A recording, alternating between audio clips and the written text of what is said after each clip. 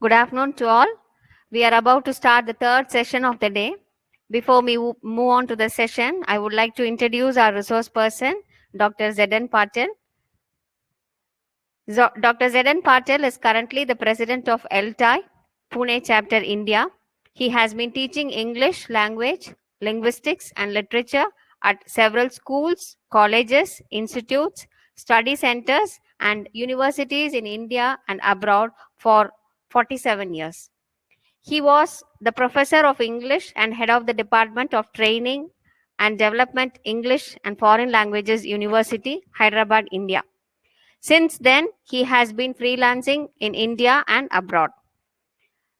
His areas of interest are English language teaching, pragmatics, stylistics, teaching language through literature, teaching English to multilingual and multicultural groups, teaching English to speakers of other languages, using support materials to teach English, employability skills, motivation, classroom management, teacher development, materials development, and new varieties of English. He has multinational academic, research, and teaching experience. He has also been honored with innumerable awards in recognition of his academic contributions and services. To mention a few, Lifetime Achievement Award from North Maharashtra University Teachers Association, Maharashtra, India. Outstanding Contribution Award from Rajasthan Association for Studies in English, Udaipur, India, and so on. I request and welcome you to handle this session on enriching language through reading. Sir, please. I hand over the session to you, sir, please. Thank you. Thank you, Lena. And a very good afternoon to you, friends and colleagues and participants.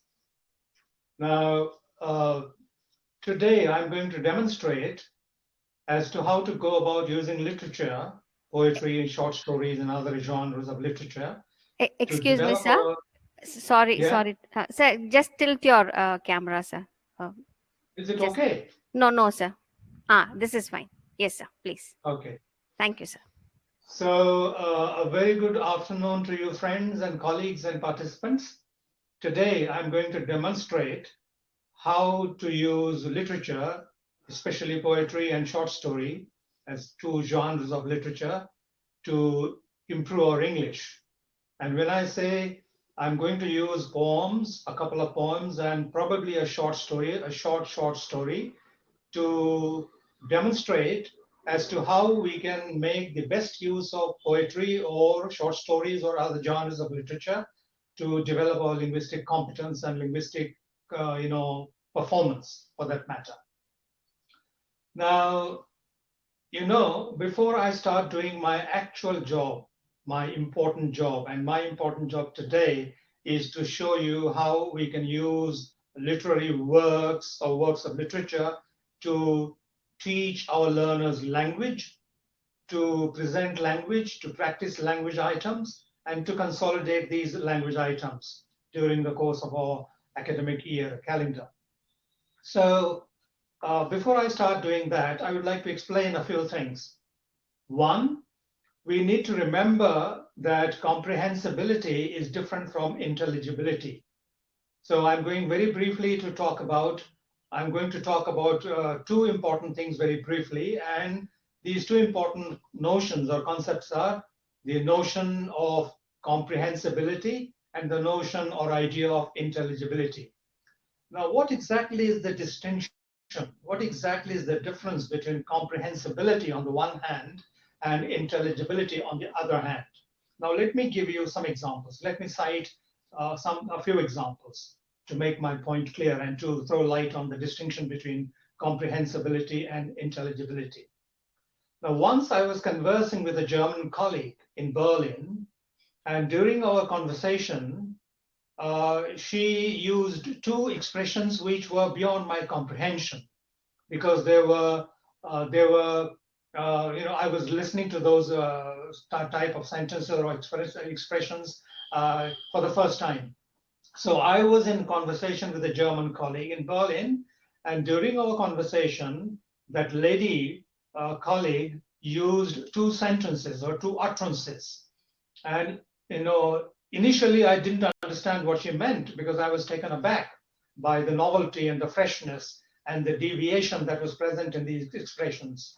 She said, Professor Patil, we need to be pregnant when we present ourselves, our ideas, our thoughts. Now, I was not aware of this contextual, this culture-bound, culture-specific expression. The expression was being pregnant. We, all of us know the meaning, the usual meaning of being pregnant. But she used this particular expression in a different, with a different meaning, different sense, in a different sense. So she said, Professor Patil, when we present ourselves, when we present our ideas or thoughts, we need to be pregnant. And then after a minute or two, she used another expression, which was again not familiar with me, or I was not familiar with that expression. And she said, after a couple of minutes, Professor Patil, your ideas are, as brilliant. Your ideas are like the yellow of the egg.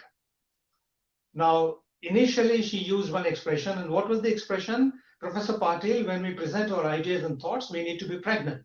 And I was taken aback because here was a word which I had already known, but here was a meaning of the word which I was not familiar with, which was novel to me or fresh to me. Now, she said, your ideas are like the yellow of the egg. Now, these two expressions were translations from German to English. In German, being pregnant means being precise, being concise, being to the point, right? And yellow of the egg means the yellow portion of the egg is golden or bright or brilliant. So your ideas are the yellow of the egg means your ideas are brilliant, your ideas are golden, your ideas are bright. So this is what is meant by comprehensibility. I was not in a position to comprehend, to understand the meanings of these two expressions. And these two expressions were being pregnant and yellow of the egg. Because in German, they use expressions which mean more or less the same thing, right? But in English, when you transfer them from German to English, your listener is likely to be confused and bewildered and likely to be taken aback.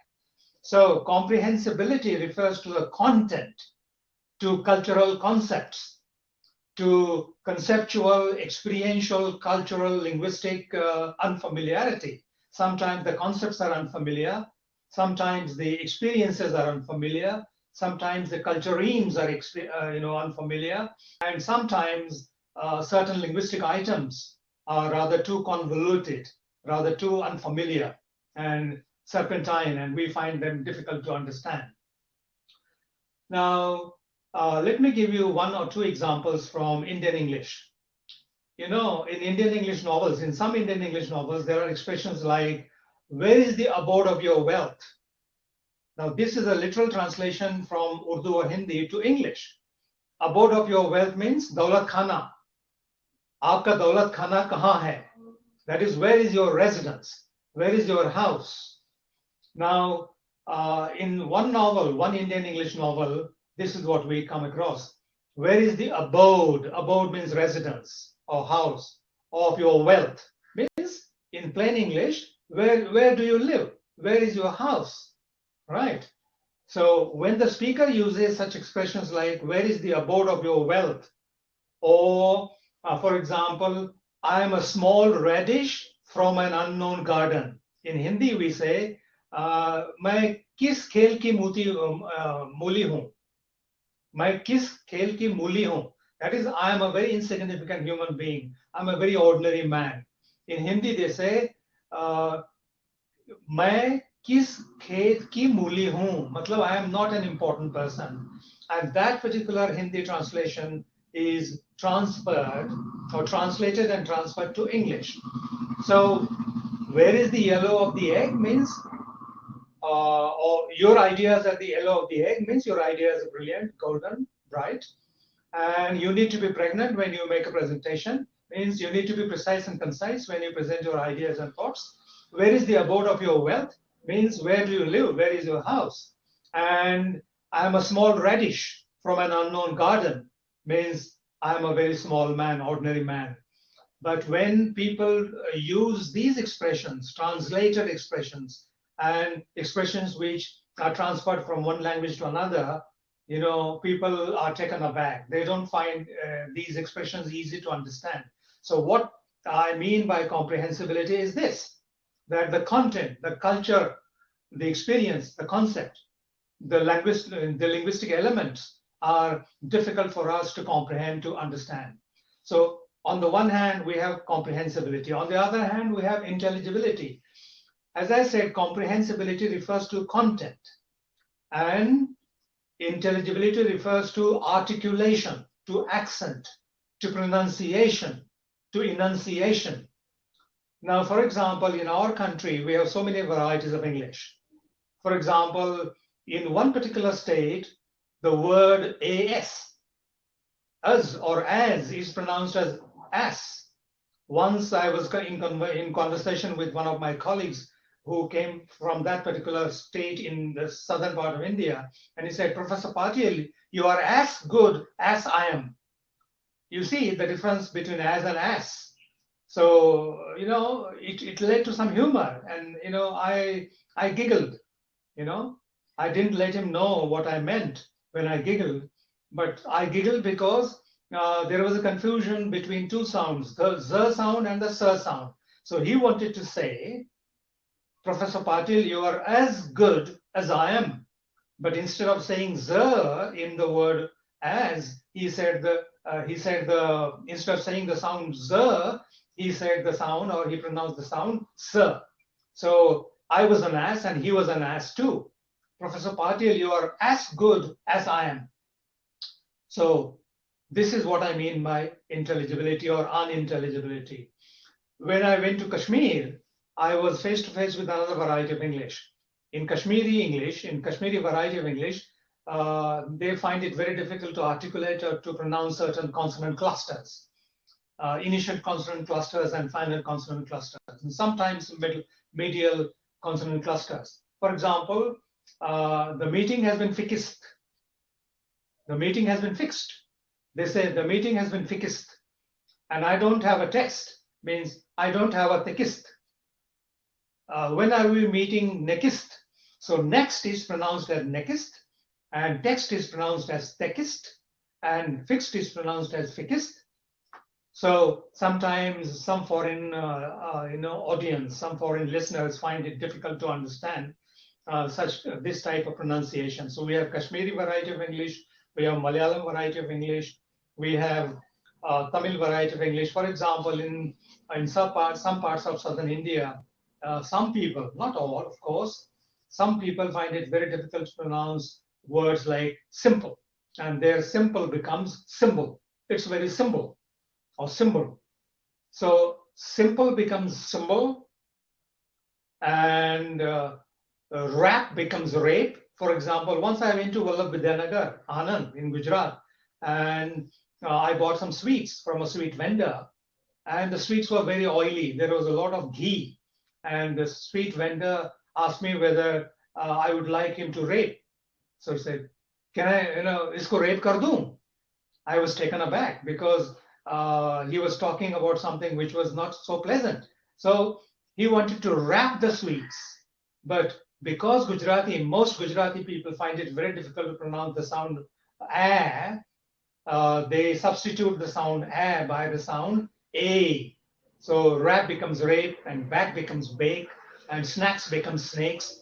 So we have Gujarati variety of English, we have Tamil variety of English, we have Malayalam variety of English, we have Kannada variety of English. For example, many Kannada speakers of the English language find it difficult to pronounce words like end, and their ends, their words like end are pronounced as yand, everything, anybody.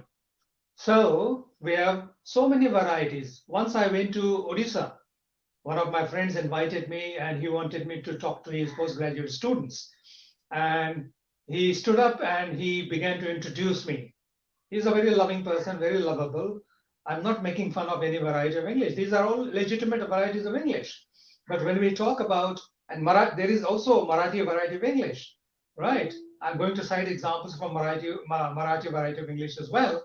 So when we talk about standard Indian variety of English, we need to overcome these region-specific problems. Like, for example, in Gujarat, snacks, the word snacks is pronounced as snakes. In Kerala, the word as is pronounced as as. In Tamil Nadu, for example, simple is pronounced as symbol. And in Karnataka, for example, and I'm not making a generalization, please remember, and please don't misunderstand me. I'm talking about average speakers of the English language in these particular states. So in Karnataka, some people pronounce words like end and everybody and everything as yand and everybody and everything. In Maharashtra, they say walkda and talkda. My mother cookda and my father worked in the garden. So we have examples from Marathi English. We have Marathi variety of English, Kashmiri variety of English, Gujarati variety of English, Kannada variety of English, Kerala variety, or Malayalam variety of English, Tamil variety of English. We also have Bengali variety of English. For example, once, uh, you know, one of my neighbors in Pune happened to be a Bengali, and it was Durga Puja. And I said to him, Mr. Roy, happy Durga Puja to you. And he said, shame to you, Professor Patil. So he wanted to say same to you, but he ended up saying shame to you. So after that, I never wished him happy Durga Puja because I found it very embarrassing. Then we also have Odisha variety or Odia variety of English. Once, as I was talking to you some time ago, I was invited by one of my Odia friends, professor friends, and he stood up and introduced me. And during his introduction, he said, "So, my dear students, we have an important speaker today." So you know that there is a difference between being important and being impotent. So he wanted to say that I was an important speaker, but he ended up saying that I was an impotent speaker or impotent person, right? So this is what I mean by intelligibility. Now, how do we go about improving spoken English of our learners? I mean, there are various ways. There are various ways of improving or developing or fine tuning or honing the spoken communication skills of spoken English of our learners. I was a professor at EFL University. Those days it was CIFL, Central Institute of English and Foreign Languages. When I retired in 2014 at the age of 65, it had become EFL University, English and Foreign Languages University. And I wasn't very happy with the way spoken English was taught on our campus because most of my colleagues, there were honorable exceptions, of course, but some of my colleagues taught or tried to improve the spoken English of their learners in a very funny manner. They thought and wrongly thought that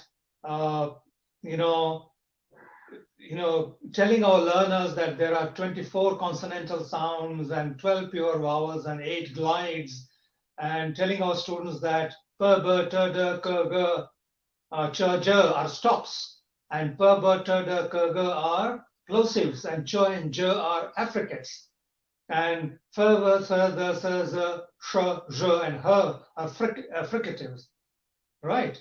And m, n, and ng are nasals, and y and w are semivowels, because when we try to utter y sound or w sound, we start with vowels. Like in the case of y, we begin with e, yes, and in the case of w, we begin with u, y, right? That's why they are called semivowels. Y and w are called semivowels, and we have a sound called lateral. L is a lateral sound, and we have a frictionless continuant like r. So, do you think it's a good idea to list all these plosives and affricates and fricatives and nasals and semivowels and lateral and frictionless continuant? And do you think it's a good idea to make a list of all the 12 pure vowels and 8 diphthongs or glides and be under the impression that our learners' English will be improved? No, I don't think so. I don't think so. It's not a good idea. That's not That's not a good way, in my opinion. That's not a sensible way of developing the spoken English of our learners. Then what do we do? Instead of making a list of all the 44 sounds, why can't we just identify the problem sounds? For example, most Indian learners of the English language find certain sounds very problematic, very difficult. For example, per, ber, ter, der, ker, ger, cher, jer, no problem. They're easy for almost all Indians. But many Indians find it very difficult to say fur and ver and thur and zer and zer and r, right? These are the consonant sounds that many Indian speakers or learners of the English language find difficult to acquire, difficult to learn and produce or articulate. And there are certain sounds, like for example, some Indian speakers of the English language confuse long and short e, e, and long and short oo and oo, oo, oo. So, and there are certain glides or twin vowels or double vowels or diphthongs which are difficult for many Indian learners of English or speakers of English. For example, o, right, as in go. Now, what we do is we identify the problem areas of our learners. Okay, I want to develop the spoken English of my learners, and my learners in a place like EFL University come from all the different parts of India.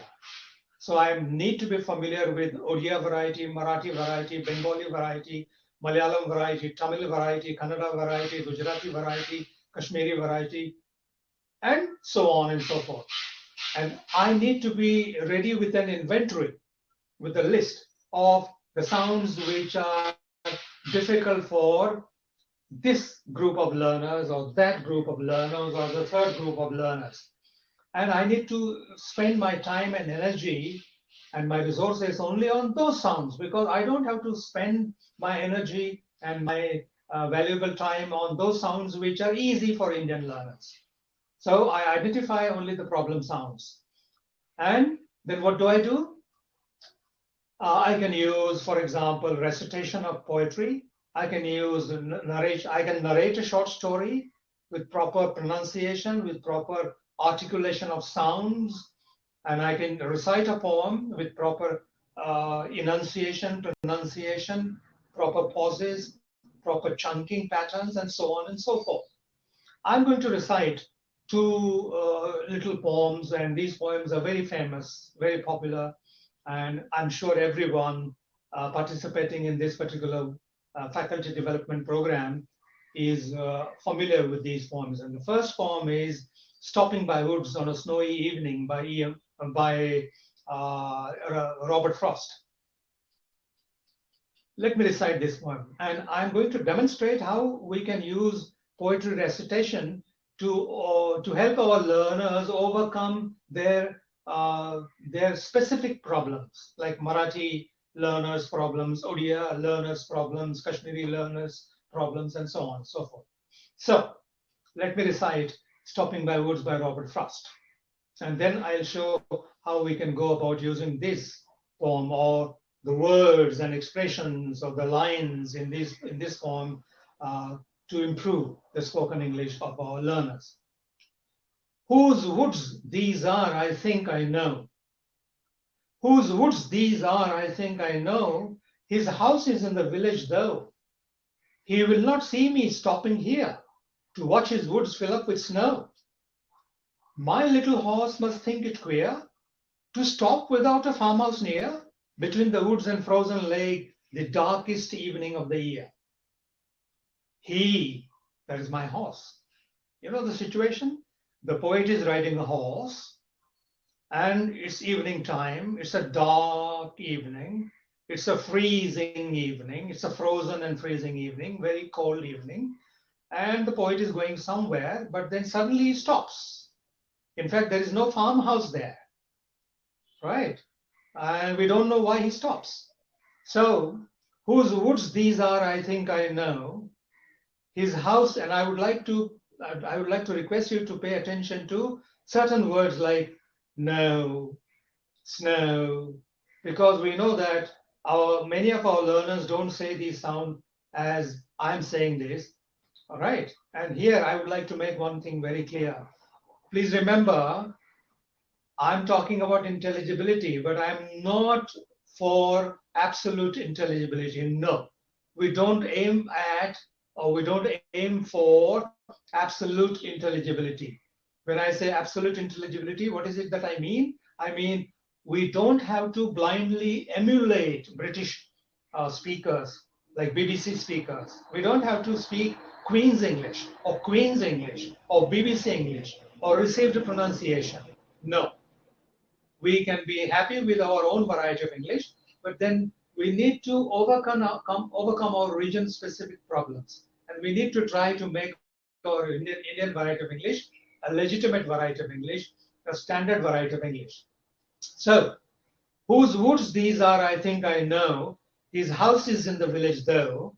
He will not see me stopping here to watch his woods fill up with snow. My little horse must think it queer to stop without a farmhouse near, between the woods and frozen lake, the darkest evening of the year. He gives his harness bells a shake. He gives his harness bells a shake to ask if there is some mistake.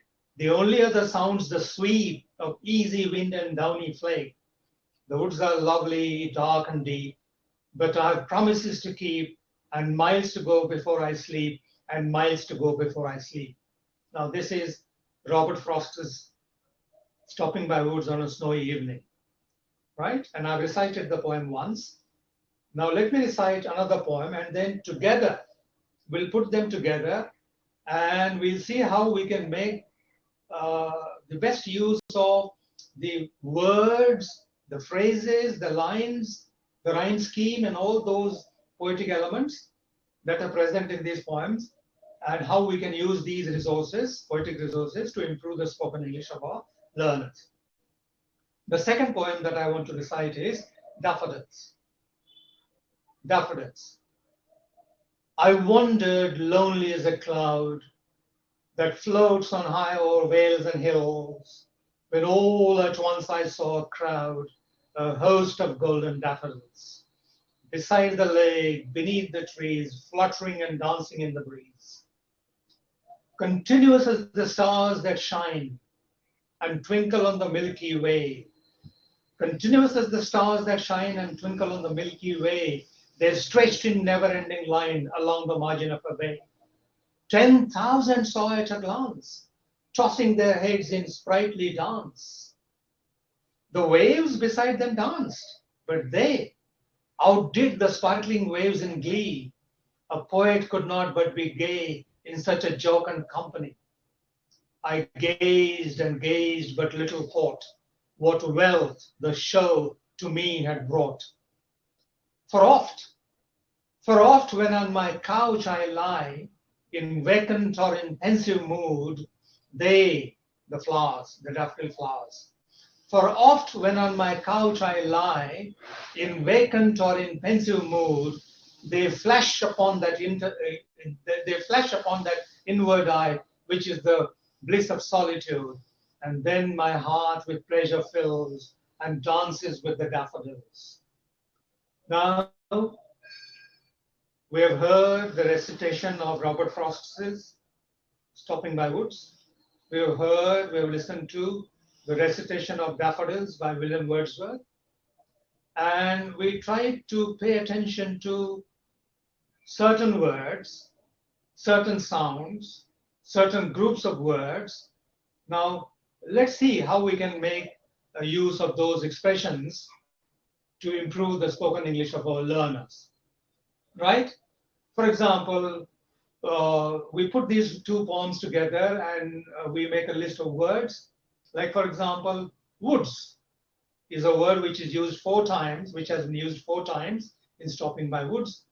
So, including the title, 5 times actually. In the poem, 4 times, and in the title, 1 more time. So, woods, bells, promises, miles, vales, hills, daffodils, trees, stars, heads, waves, lake. Lake is, the word lake is singular, but for the sake of discussing the plural marker, we can pluralize it. For example, woods. We can say to our learners, listen to the recitation of these or recitations of these poems, and listen to those sounds you think you find it difficult to articulate, right? And try to write down those words. Like, for example, we can tell them that when we convert a singular word into a plural word, noun, singular noun into a plural noun, we can use three markers. The plural marker is realized in three ways. For example, it can be sir, as in lake, lakes, walk, walks, morning walk, evening walk, noun. So walk, walks, lake, lakes. So the ending sound is sir sound, and it indicates a plural form of the noun, lake. Lake is singular, lakes is plural. Right. How about woods, the, bells, miles, vales, hills, daffodils, trees, stars, heads, waves? All these are the examples of the plural marker. So the plural marker in English can be realized as sir or as the or as is. For example, we have the word promises in excuse me, let me shut the window because there is a noise outside.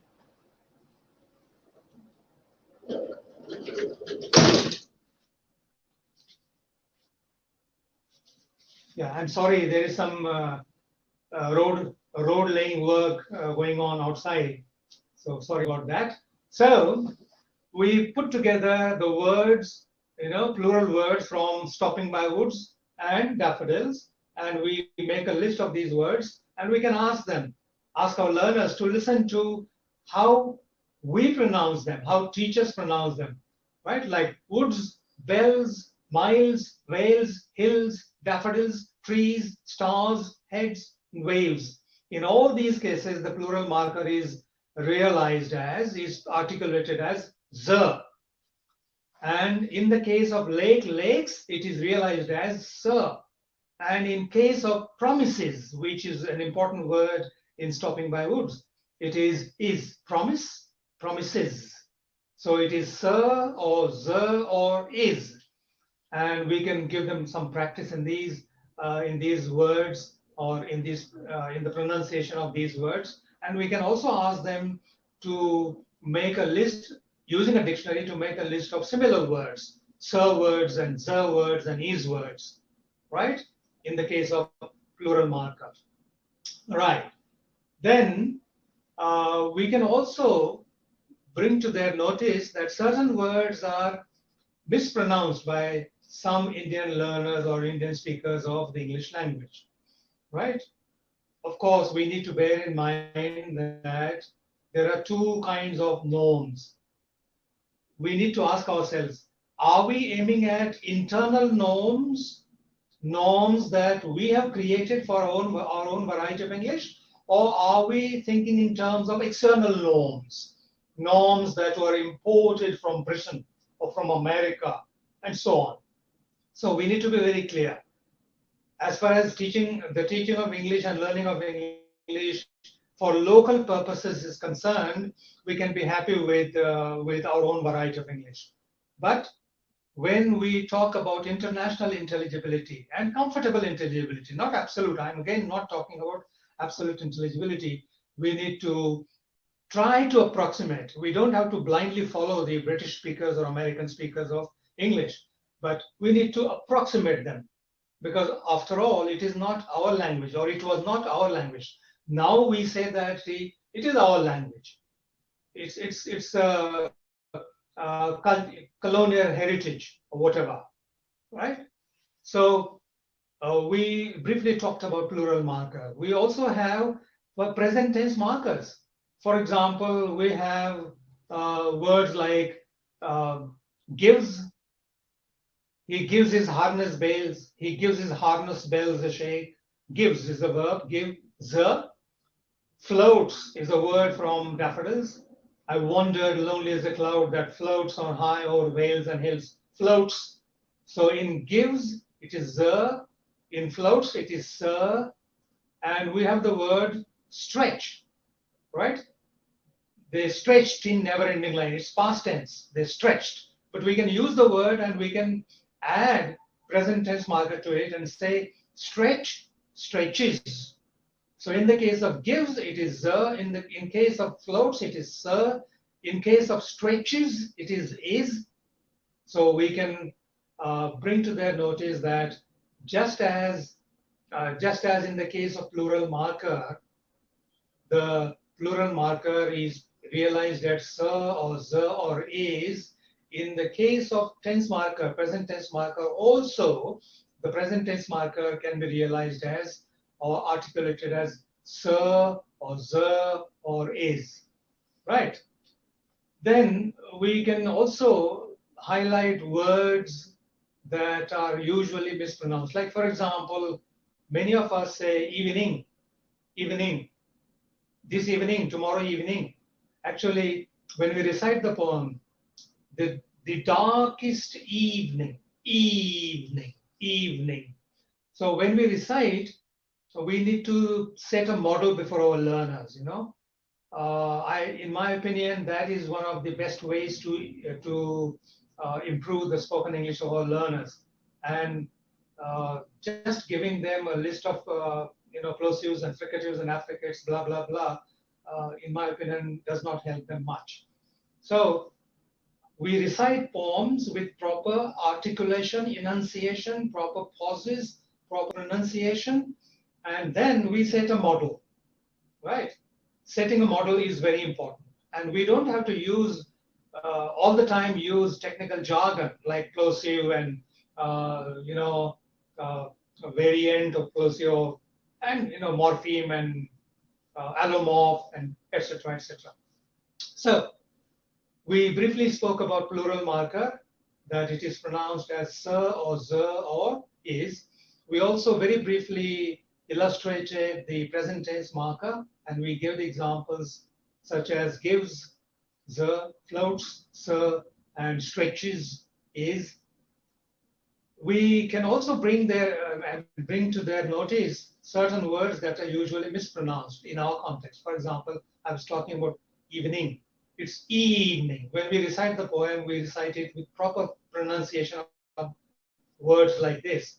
Evening, the darkest. Many of us say darkest. And we don't say the, we say the darkest. When we have a superlative degree, the becomes the. The weak form becomes strong form. So, which are the words from these two poems which are usually mispronounced? Let me give you the words. Evening, the correct one is evening. Harness, the correct pronunciation is harness. Harness. Eg, easy. Eg is pronounced in the northern part of India, in Uttarakhand and Uttar Pradesh. They find it very difficult to say the sound z, easy. They say it as j, right? So evening, harness, eg, village, daffodils in Gujarat. Daffodils will become daffodils because their a becomes a. Daffodils, twinkle, right? Continuous as the stars that shine and twinkle. In some parts, it becomes, in UP, Uttarakhand, it becomes twinkle or twinkle. So it's not twinkle, it's not twinkle. So evening, harness, eg, village, daffodils, twinkle or twinkle, and wondered. In Orissa, for example, their awe becomes a. Like important, O, important becomes impotent, O becomes a. Similarly, wondered becomes wondered. And so plural marker, present tense marker, and certain words which are usually mispronounced, like for example, no, though, snow, frozen, go, host, golden, right? These, think, stop, cloud, that, thousand, bridge, vacant, whales. Actually, the word is whale, labiodental. The lower lip goes up and comes in contact with the upper front teeth. And that's why it's not whale. It's not a bilabial word, semivowel. It's a labiodental fricative. So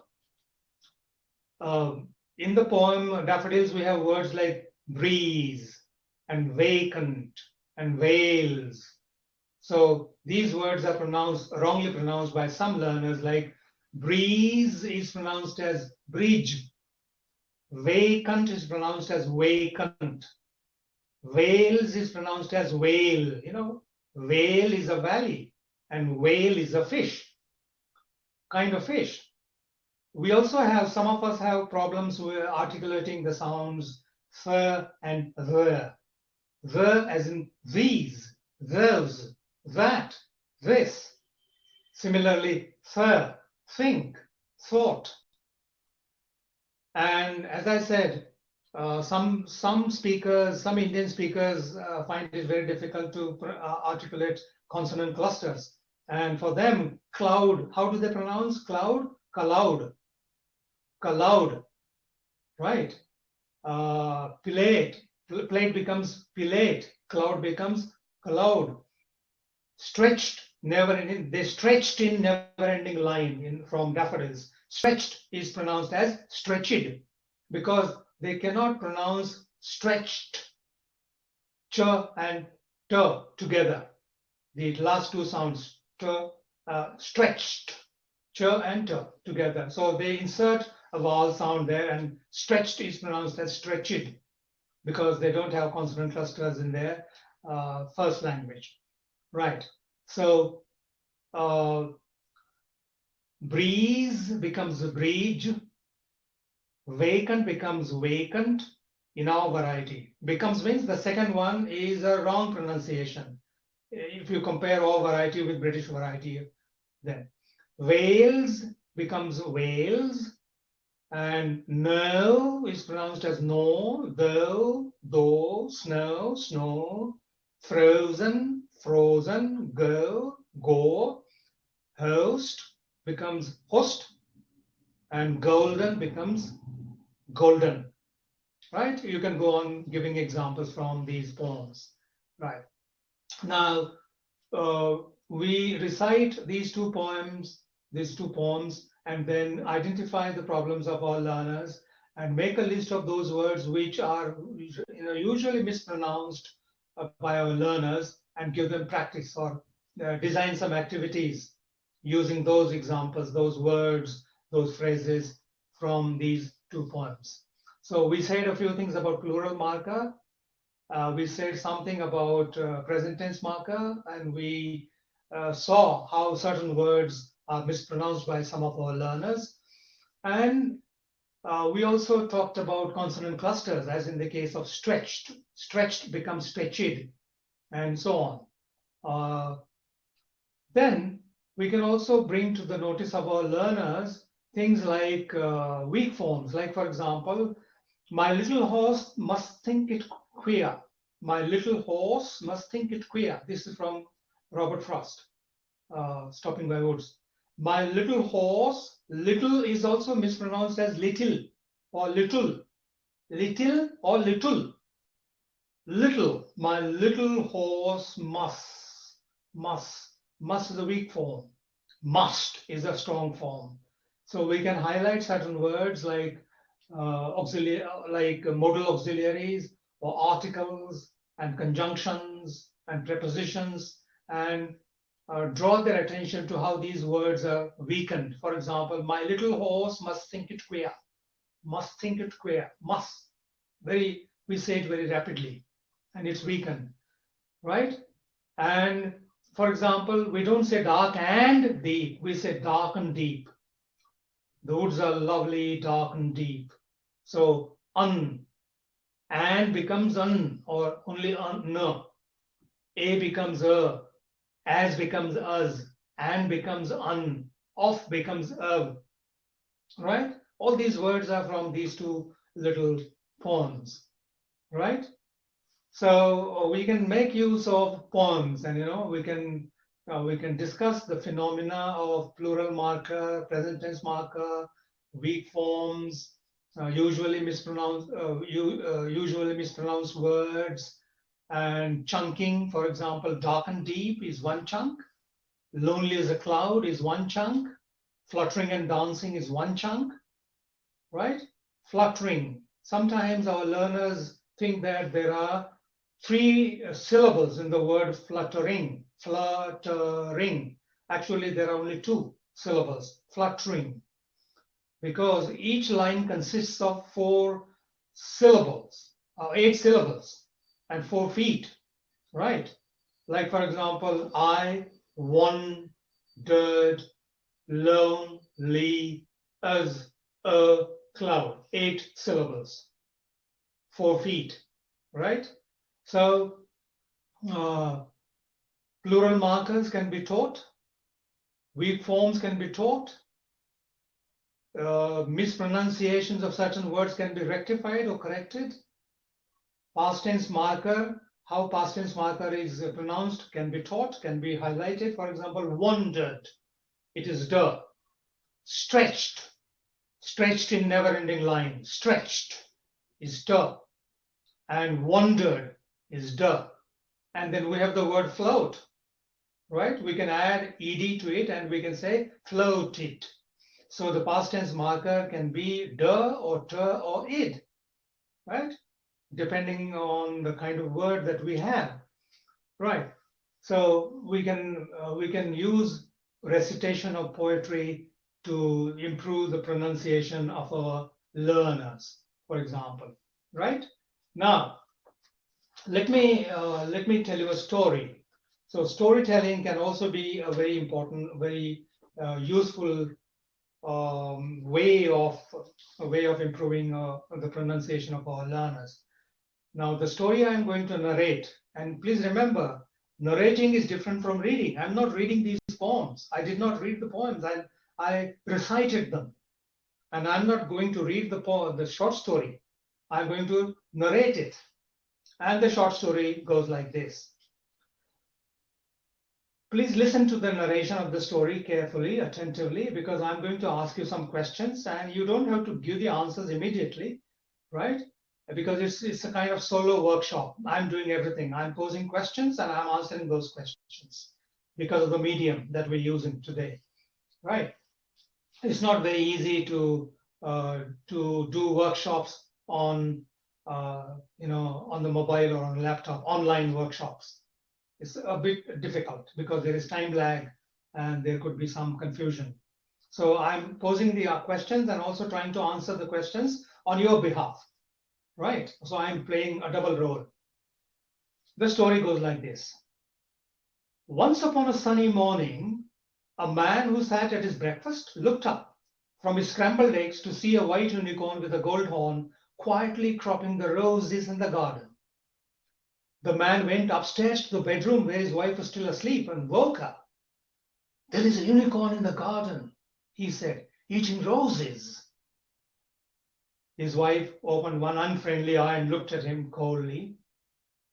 The unicorn is a mythical beast, she said, and she turned her back on him and went to sleep. The man walked over to the door and down into the garden to see the unicorn. The unicorn was still there, but now he was browsing among the tulips. Here, unicorn, he said, and he picked up a lily and gave it to him. The unicorn ate it gravely. With a high heart, because there was a unicorn in his garden on a shiny morning, the man went upstairs to the bedroom and roused his wife again. The unicorn is still there, he said. He ate a lily, he said. His wife sat up in bed and looked at him. You are a booby, and I'll have you put in a booby hatch.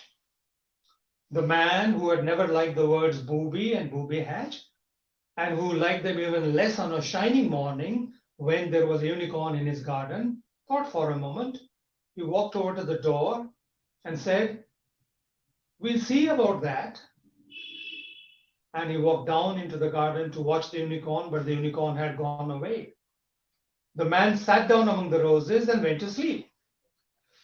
As soon as the man had gone out of the house, the woman got up as fast as she could and dressed as fast as she could. And she telephoned the police and she telephoned a psychiatrist and asked them to hurry to her house and bring a straight jacket. When the police and the psychiatrist arrived, they sat down in chairs and looked at the woman with great interest. My husband, she said, saw a unicorn this morning. The police looked at the psychiatrist and the psychiatrist looked at the police. He told me it ate a lily. The psychiatrist looked at the police and the police looked at the psychiatrist. He told me it had a golden horn in the middle of its forehead. At a solemn signal from the psychiatrist, the police leaped from the chairs and seized the woman, for she put up a terrific struggle. They found it very difficult to subdue her, for she put up a terrific struggle. However, after some time, they subdued her, and just as they put her into the straitjacket, the husband came back into the house. Did you tell your wife you saw a unicorn this morning? Of course not. The unicorn is a mythical beast. That's all I want to know. I'm sorry, sir, your wife is as crazy as a jaybird. Take her away. And they took her away, cursing and screaming, and shut her up in an institution. The husband lived happily ever after. I'm sorry about this anti-feminist or anti-feministic story, but it's a piece of literature, and we need to enjoy it as a work of art, work of literature. As S.T. Coleridge says, if you really want to appreciate and understand and enjoy a literary work, then you need to suspend your disbelief, right? So we suspend our disbelief temporarily for some time, as long as we're reading the story or thinking of the story, and we enjoy the story, right? So we can use this particular story for a variety of purposes, right? Lena? Hello, Lena? Yes, sir. So how much time do I have? It's 3:52 now. Yes, sir. Shall we move on to the Q&A session, sir? Pardon? Shall we move on to the Q&A session, sir? I Shall think we so. take questions? No, I just Yes. narrated the story, and let me just give them a few hints in 2 minutes. That Okay, sir. the Fine. teacher narrates the story, or any story for that matter. Okay. The story has to be short and interesting. So we narrate the story, and then we ask our learners questions about some vocabulary, some grammar, some stylistic devices, and so on, right? And we try to elicit answers. Like, for example, there are two words in the story which mean more or less the same thing as the word eating. There are two words in the story which mean more or less the same thing as the word eating. Can you identify those two words? We can ask our learners, and the learners will come up with, or some learner at least will come up with a proper or correct answer. And the correct answer is cropping and browsing, because the author uses three words to mean the same thing, more or less the same thing. In the first instance, he uses the word eating, then he uses the word cropping. The unicorn was cropping the roses in the garden. And then in the third case, he uses the word browsing. The unicorn was still there, but he was now browsing among the tulips. So there are two words in the story which mean more or less the same thing, which are synonyms of, or which are synonymous with the word eating. Identify those two words, and somebody in the classroom will identify these words, eating and cropping. Like this, we can ask them little questions on synonyms, on antonyms, on words which they had never heard, and we can ask them to guess the meanings of these unknown words. Like, for example, I'm sure most of these learners, our learners, are not familiar with words like booby and booby hatch. You can ask them questions. Did you know the word booby and the word booby hatch before this, earlier? No, sir. No, madam. We didn't know the word booby and the word booby hatch. Okay, but Could you understand the meanings of these two words? Yes, sir. Yes, ma'am. How could you understand the meanings? And they will say, because the context is very clear. Why do you say that the context is very clear? Because there are certain words like psychiatrist, police, straitjacket, crazy, jaybird. So we can guess that booby means a stupid person, a crazy person, a mad person. And a booby hatch is a place where boobies are kept, crazy people are kept. So we can ask them to guess meanings of unfamiliar words with the help of the context and with the help of the tone of voice of the narrator. That's why when we narrate the story, or any story for that matter, we need to make use of proper tone of voice. Because if we use gestures and postures and expressions and proximity and proper tone of voice while narrating the story, I don't think our learners will need any dictionaries. They will not require any dictionary. They will understand almost everything in the story if we use gestures, expressions, postures, proximity, or distance that we maintain between ourselves and our learners or our listeners, and proper tone of voice. These are devices which we use while narrating the story, and then we can ask them little questions on vocabulary, on grammar, on stylistic devices, and so on and so forth. Thank you very much. I'm sorry I had to rush through. Now, questions, please. Lena? Lena?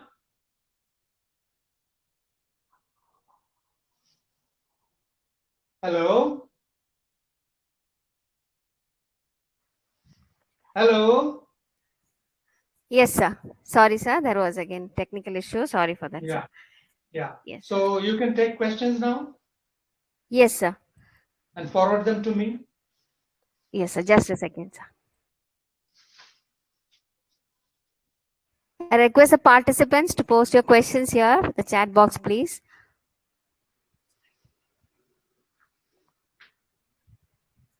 I request the Questions related to the two poems, or how to make the best use of these two poems. Can the participants please post your questions in the chat box?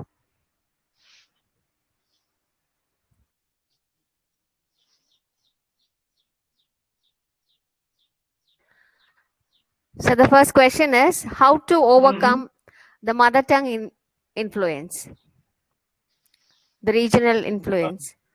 Okay, so I think that's a good question. That's a very important question. We need to address this question. All of us need to address this question.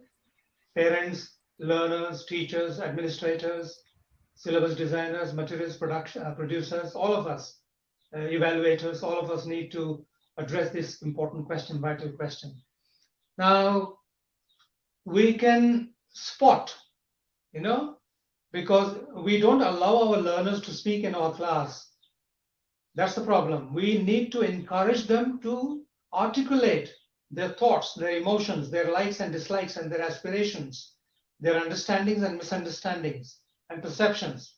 When they start talking, we can identify, we can spot their pronunciation problem. Like, for example, many Bengali speakers substitute sir by sh. Many Odia speakers substitute o as in important by as in above, and so on. So we need to identify those problems, region specific, language specific, local language specific problems, and we need to practice the correct forms, the so-called correct forms, so that we have something called standard Indian English. We don't have standard Indian English. We have so many varieties. I'm not saying it's a bad idea to have varieties and varieties, because in Britain they have varieties. Country is pronounced as country, husband is pronounced as husband, hundred is pronounced as hundred. So somebody can argue, if they can have so many varieties in Britain, why can't we have so many varieties in our country? Your argument is valid.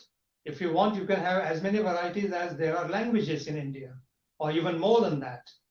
But then, how do you communicate with the outside world? And when I say when I ask this question, how do you communicate with the outside world? What I mean is not absolute intelligibility.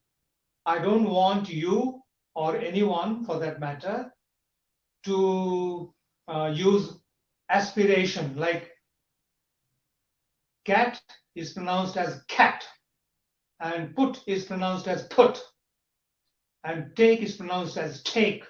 It's not necessary, because aspiration does not bring about a change in the meaning of the words.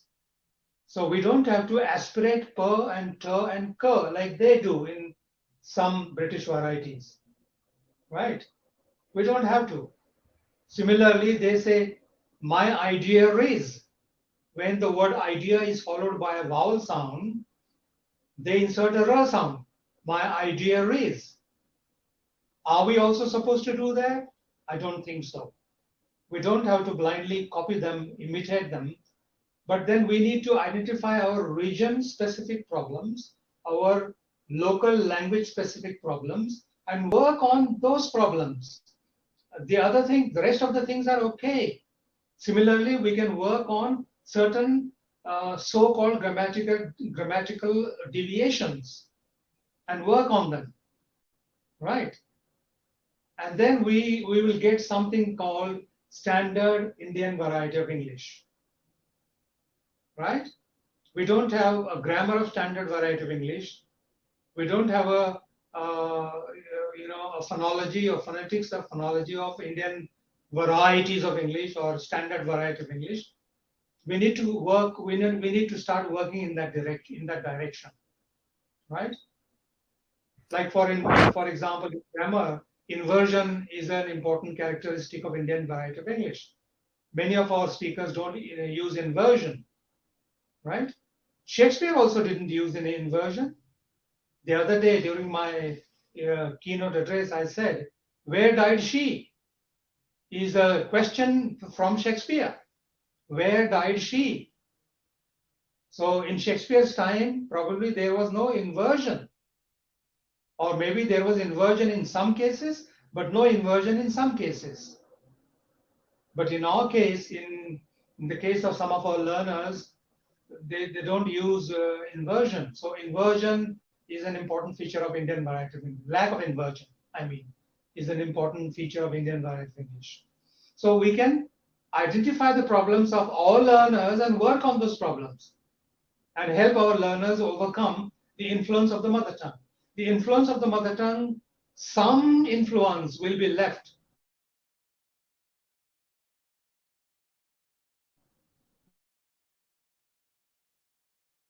Will be found, but that's okay, right?